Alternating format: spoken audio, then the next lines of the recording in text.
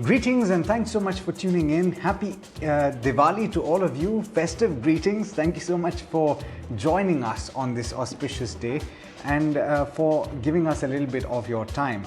Now, I'd like to wish you all the best for the new Samvat from our family to yours. We've got a special show lined up for you and a great conversation, I think, in the spirit of the time. So without further ado, let me start by introducing my first guest today. We've got Mrin Agarwal, who is the founder of Finsafe India. Thank you so much for speaking to the Money Show yet again, Mrin, and festive greetings to you as well, and happy Diwali to you and your family. Now, what we decided to speak about was 5 ways to clean up your finances this Diwali, and you've shared a list with me. Let's start with the first one. What have you put on the first point when you're talking about 5 ways to clean up your finances? Good evening, Alex. Always nice to be here on the show today.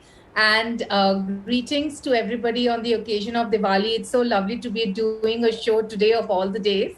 And while, everybody is in the Diwali fervor, I think there are a couple of things that you should consider when you look at your finances. Of course, we're seeing great results from companies, we're seeing great markets, but let's look at some basics. So I think the first thing, if you do want to do a cleanup of your portfolio, just like how you do a cleanup of your house on Diwali, the first thing would be to look at your expenses. And in your expenses, it is not the essential expenses, but it is the non-essential expenses that you need to look at more than anything else. These are all of your fun expenses and stuff like that. So if you do not have a discretionary spending budget, then you need to get one right now. So set out a limit and say, okay, I'm going to spend this much amount on my fun expenses. All of us love impulse purchases. And I think, you should try to account for that somewhere in your budget as well. What I typically do is have a pamper plan for the year, right? Because all of us need some sort of pampering throughout the year. So have a plan for the year and have some money kept aside for it. I mean, what's the point of earning money if you cannot pamper yourself with that money, right? So think about what are these absolute musts that you have, that you need to pamper yourself, and keep some money aside for that. So I think, what I'm really trying to get at is that people tend to generally do it in a very impulsive way without really planning for it. But if you actually look back, you can structure this very well. And I would say maybe 10% of your income you could keep aside for fun expenses, for your pamper expenses on a regular basis. That's a great idea, and often I think people tend to splurge a little bit during the festive season. So maybe this is something that one can put in place after that, like how you recover after maybe having a little too many jalebis when you step out, right? By having a little less sugar for a few days. But let's get to the second point, and let's talk about debt, because you've listed loans as the second thing that you could possibly clean up. This is actually the time of year when you possibly could get a bonus. Should you use something like that to knock away at loans that you might have? Oh, absolutely. And why only bonus? People have made great money in stock markets. It's a good time to rebalance. And if you have loans, look at repaying off some of the loans. If you've been investing in all of these trending products like cryptocurrency and P2P, and you've made some good returns out there, good time to get out. Considering that cryptocurrency is not regulated, it's a good time to get out, take some money off, and look at repaying off the loan because you've made some great returns out there. Other than that, of course, if you do have many loans, then you do need to make a plan, list down all the loans that you have, try to figure out what will work better, repaying off the loan with the highest interest rate or repaying off the loan which is the highest amount. But essentially, you will have to make a structured repayment plan as well. Try to consolidate. So for example, if you have a personal loan, try to see if you can refinance that through a loan against gold, because that is of course much cheaper, or even loan against a fixed deposit. And one thing that we are seeing a lot today is this huge use of buy now, pay later. Please stay away from it, because what I'm really seeing is that people get quite addicted to this whole buy now, pay later, and they really end up like maybe the first couple of times they would not. They would pay on time, but then it gets habitual and people just end up not repaying back on time, which means again a whole lot of charges, very high interest costs as well. So I think the whole idea to do a cleanup on loans is to really look at consolidating debt, using some windfall gains to pay off some of your loans. Okay, that's a very fair point. In fact, that's good advice as well.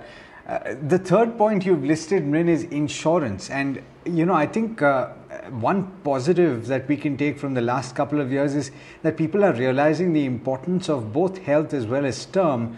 And this is a significant milestone, I think, for a lot of people. But why have you listed insurance as one aspect to clean up?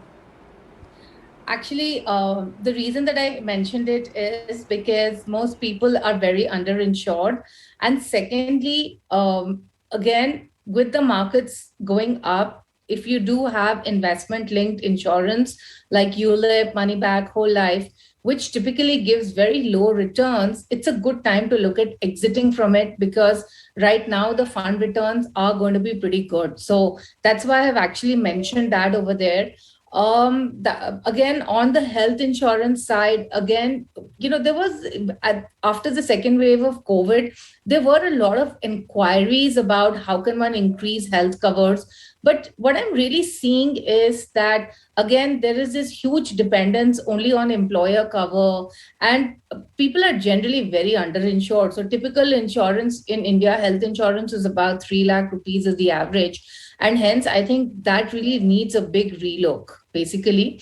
On the health insurance side, it is also important for you to check whether you're not only adequately covered, but if there are too many exclusions in your policies, or if there are too many sublimits in the policies, like sublimit on room rent, or on diagnostics, or whatever else the case might be. So I think a good check on whether you have the right amount of cover, and whether there are enough inclusions and there are very low sublimits and stuff like that, is a good thing to do at this point in time. No, certainly. And we've spoken about it so much on this show as well, the importance of taking a top up, even if you are covered by a company health insurance scheme. Let's talk about investments. And you've referred to it in a few instances over the course of this conversation as well, Mrin. This is an opportune time to look at your investments as well. It is an opportune time to look at your investments, because you might need to rebalance. Many times people ask me this question, but they ask it when the markets are down, which is, should I exit my investments? Right now, nobody's really asking me that.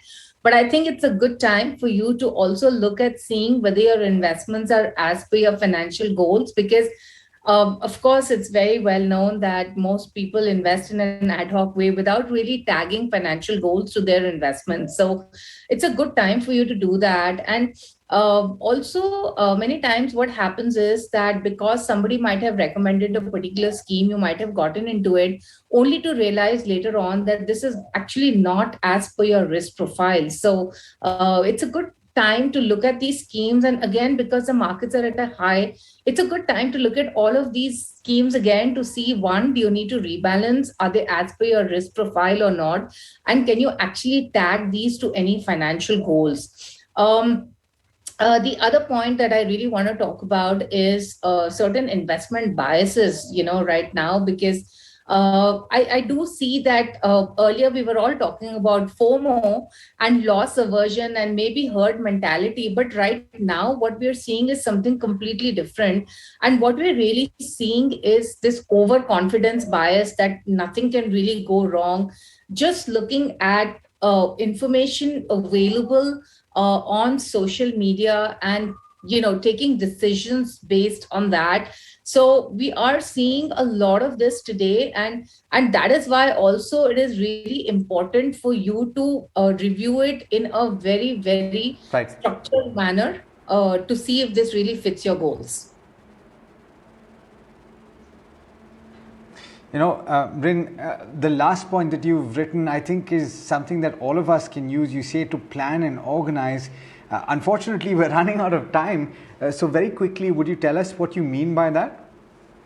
Make a inventory of all your financial assets and share it with your family. Okay. And you've also mentioned, in fact, consolidate accounts. And I think we speak about this a lot on the program as well, Mrin, and we've spoken about it on several conversations. I think both partners in a family should actively involve in the financial planning. That's certainly something that you can change this Diwali. Involve your spouse if she or he is not involved at this juncture. Mrin, as always, it's a great pleasure speaking with you. Compliments of the season, and thanks so much for taking the time.